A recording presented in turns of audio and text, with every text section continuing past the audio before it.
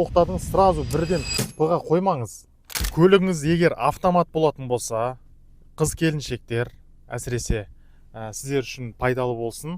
Көріңіздер, негізі көп ер адамдарда бұл нәрсені жасай бермейді. Мен өзімде осы нәрсені жақын арада көргенмін, сіздермен бөлісіп қойын деп едім. Ендеше бұл пайдалы блог, пайдалы болсын. Егер сізде автомат болса, жүріп келген жағдайда бірден П-ға қоймаңыздар. Қазір мен сіздерге көрсетемін.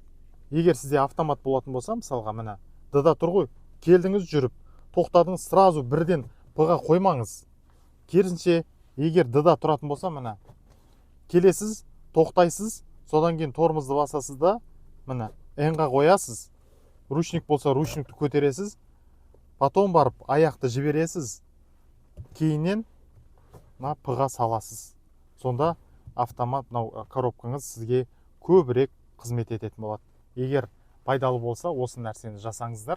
Осы видеоны барлық автокөлік айдайтын жандарға жіберіп, бөлісіп қойыңыздар. Пікірге жаза кетіңіздер. Ал сіздер тоқтаған кезде осы әдісті қолданасыздар ма, жоқ па?